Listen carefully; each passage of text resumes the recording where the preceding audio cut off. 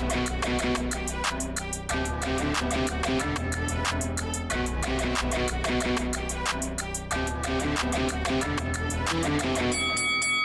guys, welcome to Boxing Squared for boxing news and views from around the internet. The hard-hitting, undefeated Russian heavyweight Arslanbek Makhmudov, who lives and trains and fights generally out of Canada, has been confirmed to face the Nigerian Raphael Akpejiori, who's based in the United States, and this will be the first fight for Makhmudov in the US. So this will be the co-main event on the Jared Anderson vs Zhan Kossobutskiy card, which is a top-ranked show on ESPN 1st of July. So there's a few interesting things about this fight, because I think for a lot of people, Raphael Akpejiori is a name that has been floating around, but not a lot of people have seen his fights. But we'll come to that. We'll get to the comments and the press releases first. So with the Eye of the Tiger management press release, they are the promoter of Arslanbek Makhmudov, or co-promote him with Top Rank now. We'll get to the quote proper from Makhmudov.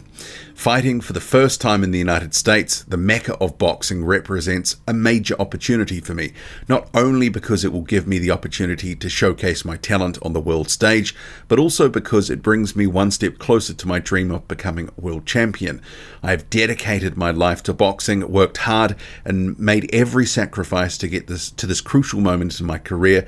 I'm ready to fight the best and to give a memorable show to boxing fans around the world. So we'll just stop there for a second. So you have Makhmudov, who has been largely fighting in obscurity to some extent behind a paywall in Canada until recently, where his fights have, the past couple, have been broadcast on ESPN Plus as a result of this new, relatively newish co-promotional agreement with Top Rank. So this is an opportunity for him to go out there and do his thing, which is generally be an on-top bully, try to steamroll his opponents. And in Raphael Akpejiori, he's got a guy who's actually taller than him, will have the advantages in terms of height and reach, but is also an untested commodity. So you have Akpejiori saying, I've been preparing myself physically and mentally, and I can't wait for the bell to ring to show the world what Raphael Akpejiori is made of. I don't expect this fight to be easy, but I have been preparing for this moment for a long time. I'm used to working hard. I used to adversity, obstacles, and pain. This is just a new chapter, and I'm more than ready. This is an opportunity to represent the African continent on a global scale, and I don't intend to disappoint. And I'll just go to the other press release just to, no, that's the same quote, but it does have a little bit of the background that I think a lot of people won't be aware of with Raphael Akpejiori, who at 32 years old is, I guess in terms of his boxing career, he has largely fought in the Miami area. Previously, he had been a football player and also basketballer at the University of Miami. So the guy is an athlete, a natural athlete, who's turned his focus to boxing.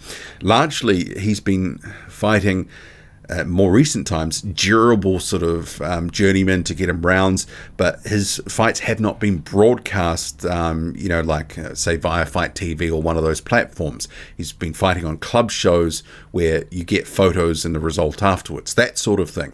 So I think there is a question, how good is Raphael Akpejiori? But what we do know is he has got a decent right hand. He is an athlete. He's 6'8", so he's got a couple of inches on Makhmudov. And more recently, he has been training with Malik Scott. So that dates back to the Alexander Usyk training camp for the second Anthony Joshua fight. Akpejiori was in the camp and working with Malik Scott there. And more recently, it's continued. So, obviously, he's been looking to try get better, develop, and have that tutelage of Scott try to improve him. And I think we could see an improved version of him, but also the question is, because there's been so little footage floating around generally of his fights, you see the knockout clip, that sort of stuff, there is a question mark. And I guess some people will say, well, is this a bit of a step down for Makhmudov? Well, maybe it is. Last time out fighting Carlos Takam, and he lost some rounds in that one, and it ended up being quite close, but he did drop Takam a few times to ultimately get the win over 10 rounds. Akpejiori could be, maybe in their minds, this is an opportunity. A big, tall, hard-hitting puncher represents some risk, but Makhmudov is the sort of guy that should beat him. Maybe that's what they're thinking. But at the same time, this is an opportunity for Akpejiori. And actually, this fight was meant to have happened the end of last year in, what was it, November or December. But for whatever reason, Akpejiori pulls out, and now it's been made. And we never really had an explanation for what happened last year, but maybe he wasn't ready. Maybe he needed more time. Maybe the confidence wasn't there to take on this level of risk at the stage of his career. So, I mean, I'm expecting Arslanbek Makhmudov, to win this fight. But I think there are a few questions about how good Raphael Akpejiori is, because I just don't think we really know. But if Akpejiori can use the height and the reach and start landing right hands and back up Makhmudov and just get him thinking about not, trying to come in and steamroll him, maybe he can make it interesting. There is the prospect that, Akpejiori could stop Makhmudov. Makhmudov, his defense is not great. He relies on being an on-top fighter that is bullying guys with his, volume and, using the right hand, right uppercut. And he just tries to really just blast through guys. At some point, it's not really going to work. We saw against Carlos Takam, it worked to a point before Takam regrouped and then started winning rounds on the back of his boxing and using his smarts.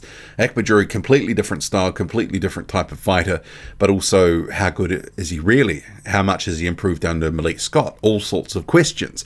But it's an interesting co-main event. And let's face it, the winner could be next for Jared Anderson, should Jared Anderson beat Zhan Kossobutskiy.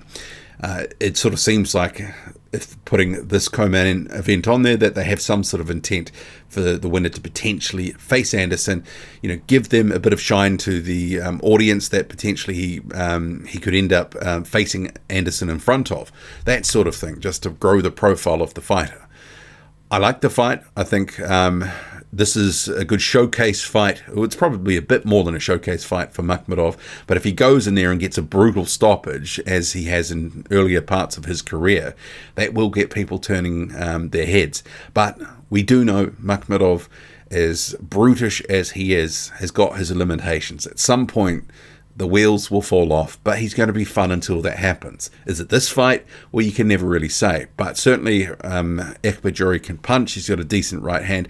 He's got a chance, but Makhmudov the favourite. Drop a comment loud and often. Hit like, hit subscribe. Follow me on Twitter, boxing_squared. I'm out.